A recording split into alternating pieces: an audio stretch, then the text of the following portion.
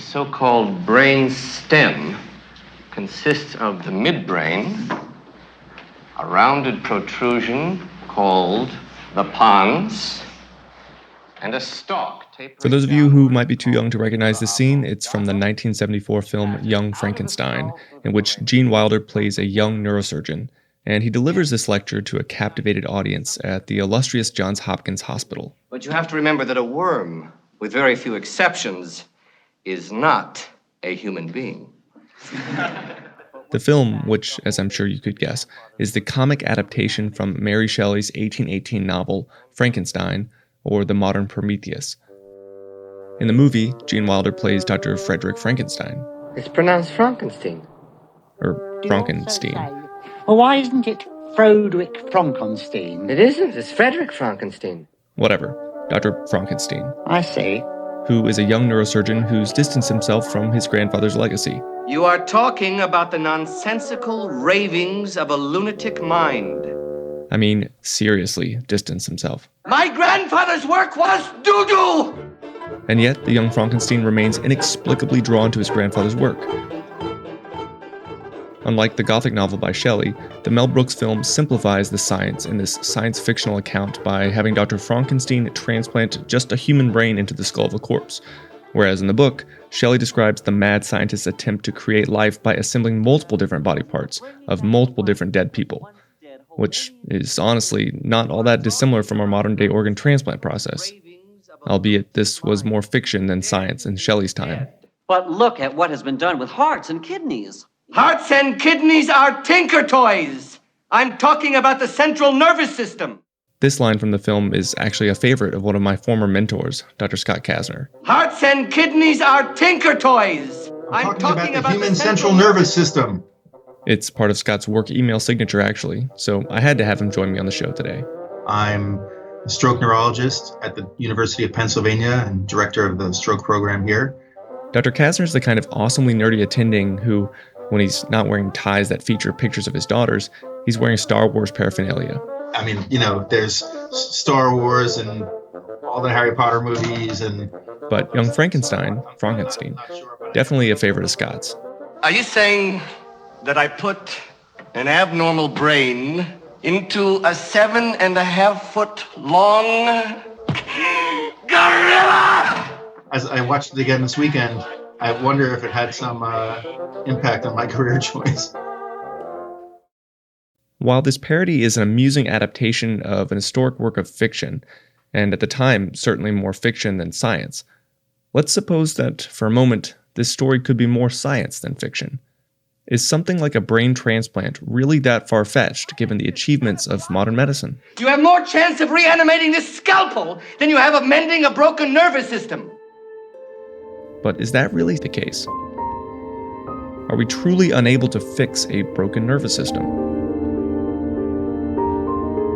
Welcome back to Brainwaves, a podcast about neurology and medicine and all the fascinating science and history that come with it. I'm Jim Siegler, and this week on our program, Finding Young Frankenstein in 21st Century Medicine. Love is the only thing that can save this poor creature. Don't go anywhere. And I am going to convince him that he is loved, even at the cost of my own life. Before we get started, in full disclosure, we'll be cutting back and forth between the content in today's program with the classic 1974 film by Mel Brooks. No matter what you hear in there, no matter how cruelly I beg you, do not open this door or you will undo everything I've worked for. Do you understand? And I want to acknowledge that organ transplantation has saved countless lives, and it's not my intention to mock the achievements of others or to make light of the problems that are faced by patients who have organ failure. Jesus Christ, get me out of here! Seriously though, organ transplant has revolutionized medicine, and Young Frankenstein is just a comical way of fictionalizing it. What's the matter with you people? I was joking! We're only kidding around a bit here. Don't you know a joke when you hear one? We don't mean any offense. Mommy! This is just a podcast. In all seriousness though, I wish I could start at the true historic origins of our topic this week, or reflect back on the actual details of Mary Shelley's 1818 story, what might have been known or unknown about the function of the human brain at the time, the discovery of galvanization, and what had been described about the removal and the transfer of organs, how conceivable this modern anthropomorphized Humpty Dumpty story could be among readers in pre-industrial Western Europe. But there's simply not enough time. So for now, bear with me as I'll have to fast forward to the mid-20th century where Frankenstein kind of becomes a reality. The first vital organ to be successfully transplanted in a human took place back in 1950. It was a kidney. Remember, one of the Tinker Toys. Hearts and kidneys are Tinker Toys! Luckily, most of us have a backup. But not all organs in the mammalian body can call for a timeout. Before this, there had been other organ transplants. Bone, cornea, even skin grafts had been performed as early as the 1870s in burn victims. But not the brain. What if I just search the literature for brain transplant? The thing is, you can't just search PubMed using the terms brain and transplant. You'll get thousands of results, and there's no way to really know which papers address organ transplantation and something about the brain. But if you narrow your search and you cross-reference your queries with other related literature, you might come across a paper that was published in Science in 1983, in which the investigators actually performed brain transplants in rats. To test the neurophysiologic improvement with brain transplantation, these mad scientists lesioned the frontal cortex of 21 Sprague Dolly rats, with another 7 rats serving as sham surgical controls. No lesions. Don't be frightened, dear. Just a rat. Filthy, slimy rat. 7 days after the lesioning of these rats, the animals were implanted with fetal rat frontal cortex, or they were given fetal rat cerebellar tissue, or nothing at all. And 4 days later, the testing began. The rats were placed in a maze, and they were motivated to complete the maze using water deprivation, with water serving as the relative cheese at the end of the maze. This had previously been a well-validated assessment of frontal lobe function in rats, so it stood to reason that frontally damaged rats would do poorly, and those with frontal lobe recovery, they might do well. In this experiment, the rats would be tested until they successfully navigated the maze 9 out of 10 times. In addition to this functional outcome metric, the investigators would also confirm the success of the tissue grafting. They did this by sacrificing the rats and using a horseradish peroxidase marker to track the connectivity of the grafted neurons and the recipient tissue. The HRP molecule is known to travel along intact axons, so if new connections are made with the transplanted brain tissue, then the scientists should see that this marker is spreading to other regions of cortex. So what did the investigators find? In the rats who had frontal lesions and no transplanted neural tissue, it would take them close to 180 attempts to reach that goal of 90% accuracy in maze navigation. The rats who received fetal cerebellar tissue grafts did slightly better, but this difference did not achieve statistical significance. The rats who received fetal frontal matter, however, these rats succeeded in half of the attempts of their non-transplanted counterparts. Of course, they didn't do as well as the rats who did not receive the surgery, whose frontal lobes remained intact. But they did do much better than the rats who were non-transplant lesioned animals, and they did better than the lesioned animals who only received cerebellar tissue. In addition to this functional response to the transplant, the HRP staining that was done indicated that the transplanted tissue was beginning to establish connections both within the transplanted tissue itself and with the recipient's normal brain tissue. But wasn't that the whole basis of your grandfather's work, sir? The reanimation of dead tissue? My grandfather was a very sick man. But as a Frankenstein, aren't you the least bit curious about it? Doesn't the bringing back to life what was once dead hold any intrigue for you? You are talking about... This may seem pretty exciting, but you might be thinking to yourself, they're just rats in a maze. What about humans? Well, we've come a long way since the early 1980s. It might even surprise you to learn that we've had some success with human brain transplants. In 1990, Kurt Fried, John Trojanowski, Stan Fan, and their world-renowned team of Parkinson's disease researchers at Columbia University studied the first humans to undergo human neuronal tissue transplant. Using aborted human fetal midbrain tissue, and I want to stress that here, Fried and his team injected these dopamine-producing cells into the caudate and putamen of a 52-year-old gentleman with a 20-year history of Parkinson's disease.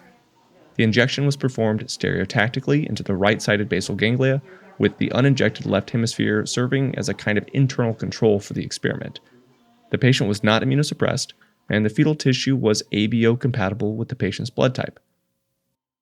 12 months passed. On follow-up assessment a year later, the patient's left hand, the hand that was on the opposite side of the transplant, it moved 42% faster before he even got his dose of Sinemet, and that was compared to his right hand, which was only 15% faster in the 12-month period. With Sinemet, the left hand continued to show faster movements, actually 40% faster than his pre-surgical baseline on that side, and compared this to the right hand, which had improved by about 23%. And his duration of total on time increased by 17% over that 12-month period. It would be only natural to question these results. I mean, all this sounds pretty unbelievable. Not only that the patient survived organ transplantation, or that he did not require immune suppression to prevent graft rejection, and then not only did this raise a lot of eyebrows in the ethics community as to how fetal tissue is being used for organ transplantation. Would you mind telling me whose brain I did put in? And you won't be angry? I will not be angry. Abby someone. But in this experiment by Fried and colleagues, the procedure was remarkable in that it seemed to actually work. It was no longer science fiction. Abby Normal. I'm almost sure that was the name. That said, just as we discussed in our recent episode on NMO treatment and the effects leading to the PREVENT trial, we have to highlight the vital importance of a true placebo control. The patient had an internal control of his own on the contralateral side, but we would need an external human control as another comparator. After all, the patient could have been just subjectively feeling better because he was trying this new radical approach to his treatment. Or maybe there was something about the surgical procedure itself that triggered a sort of activation of previously dysfunctional tissue.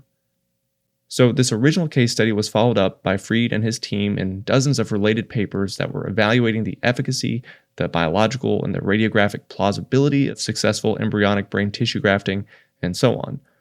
Eventually, they performed a randomized sham surgery-controlled clinical trial in patients with PD, brain transplant versus no brain transplant. 39 patients completed this one-year randomized clinical trial. There was one fatality in the transplanted group. The patient died in a motor vehicle accident. The primary outcome of the trial was a subjective global rating score, basically ranging from my PD worsened a lot to my PD got a lot better. But there were other secondary outcomes that were more objective. Things like growth of the transplant using fluorodopa PET scans, any improvement in the Unified Parkinson Disease Rating Scale, or UPDRS score, or even a reduction in the need for PD medications to manage symptoms. So moving on to the results. Injection of fetal embryonic midbrains was associated with no significant improvement in their primary outcome. It was a negative study. What a filthy job. Could be worse. How? Could be raining. But what I will say is this. In younger patients, particularly those under 60 years of age, there was a slight but non-significant improvement of that subjective score by 12 months. And perhaps more importantly, there was also a clinically and a statistically significant improvement in the UPDRS score in these younger patients. I'm going to teach you. I'm going to show you how to walk, how to speak, how to move, how to think. And improvement in the fluorodopa uptake of the basal ganglia, which indicated improvement in the dopaminergic function of that region. Brain transplant worked for these patients. The greatest single contribution to science since the creation of fire! In all seriousness, though, after the one-year observational period for the trial, the patients who underwent sham surgery were informed of the treatment they received, and they were offered the chance to receive fetal mesencephalic tissue. If you're blue and you don't know where to go to... In related studies by this same group, for what it's worth, the investigators have shown a reduction in the need for Parkinson's disease medications as far as the doses go, in order to achieve symptomatic control. And this can mean the world of difference in patients who develop the intolerable dyskinetic side effects of their treatments, or patients who have wild swings between their on and off periods. So there is truly a functional benefit as a direct consequence of the transplant procedure.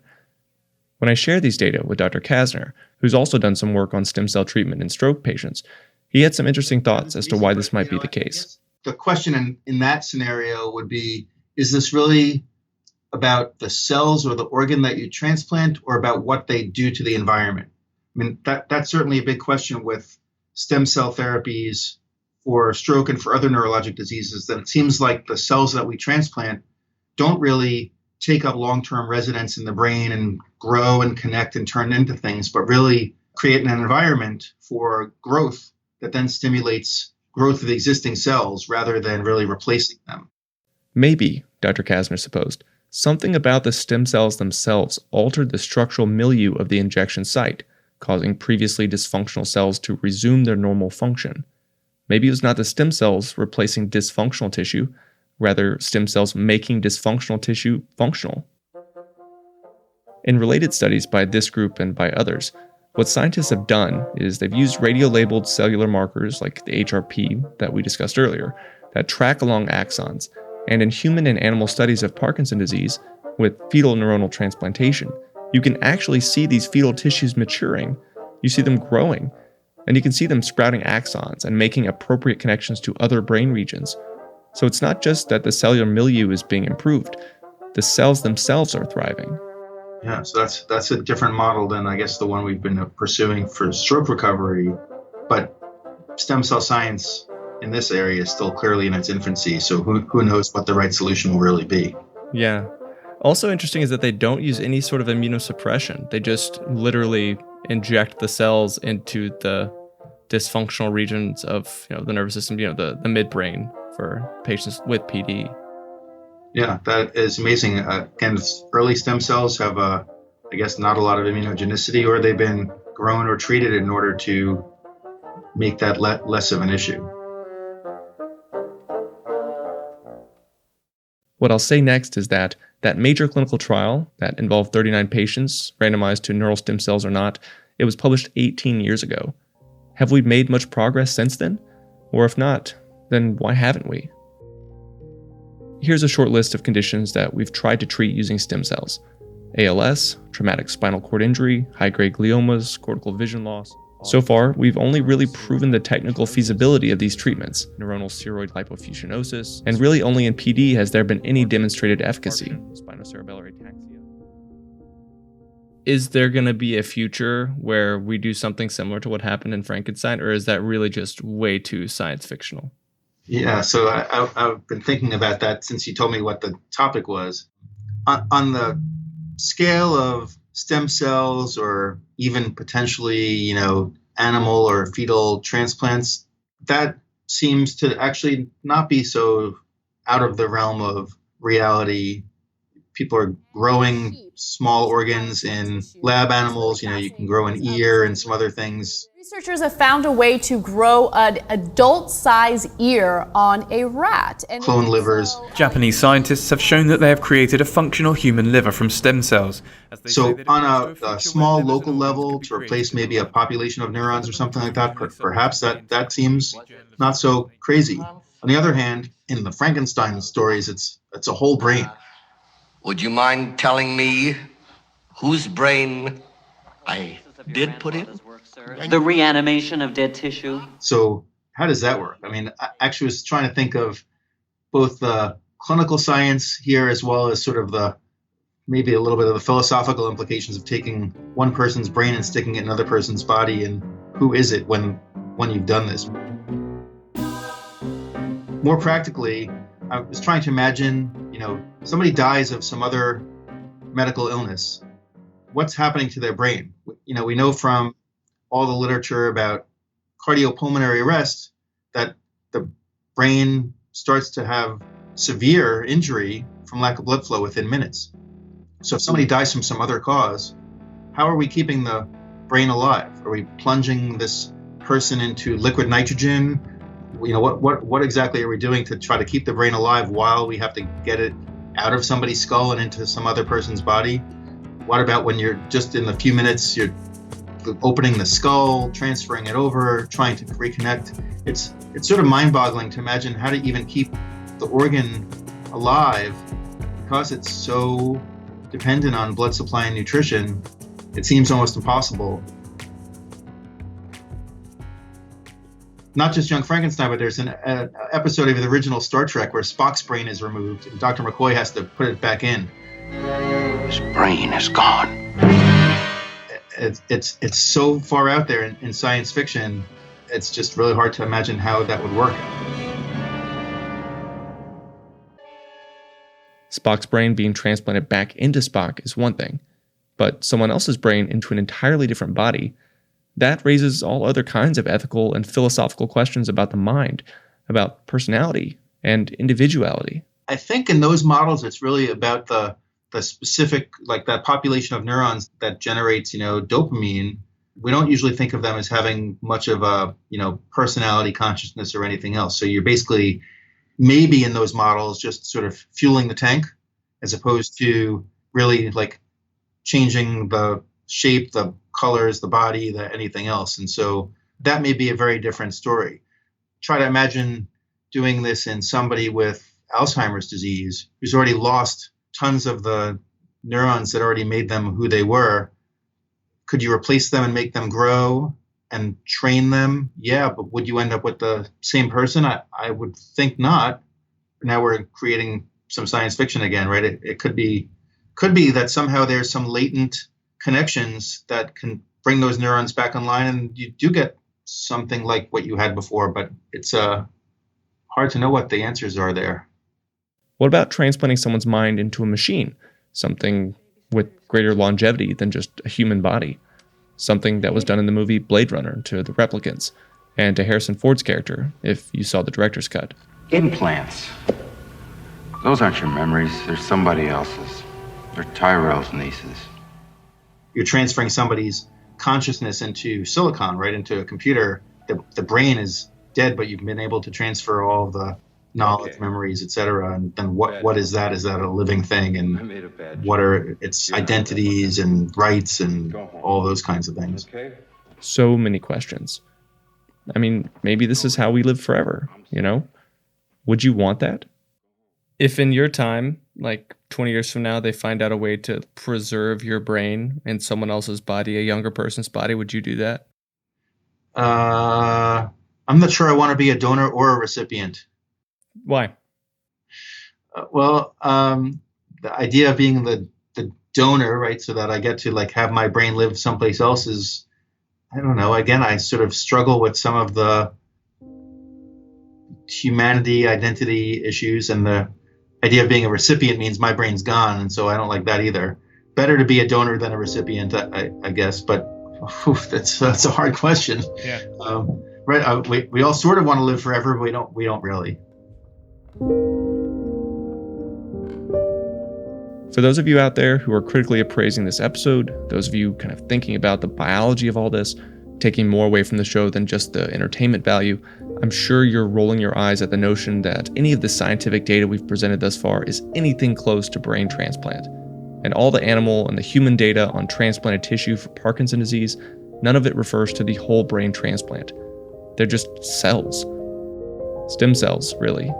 These cells are not an organ or an organelle or even an organoid. They're just cells in a test tube. These cells have no function yet. No personality, no memories, no soul. I hope nobody hates me for saying that. But that's the only way this type of science could have gotten done, right?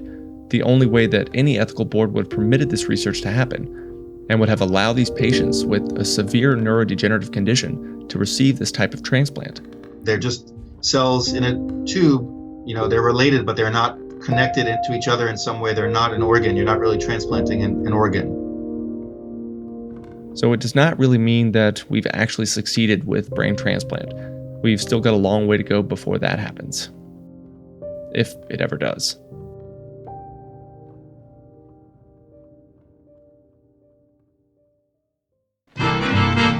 If you're blue and you don't know where to go to, why don't you go? Well, this was a lot of fun. Thanks.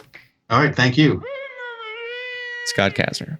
He is the director of the stroke program at the Hospital of the University of Pennsylvania and Young Frankenstein aficionado. For everyone joining our program for the first time, thank you so much for checking out the show this week. If this was not enough spooky neurology for your Halloween hunt, take a listen to episode 83 on zombieism in neurology featuring Dr. Brian Hanrahan. It's a personal favorite of mine. And it may surprise you to learn that there really are some neurologic conditions out there which might have inspired our traditional zombie folklore, and some newer conditions now we're seeing that are really not that different from zombie behaviors.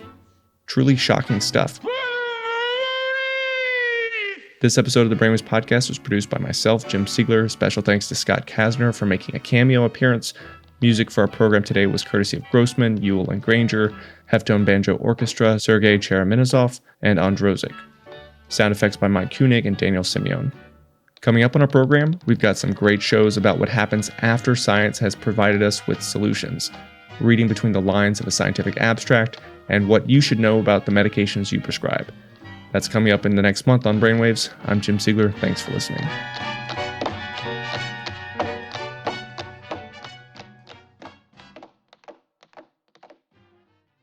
Class is dismissed.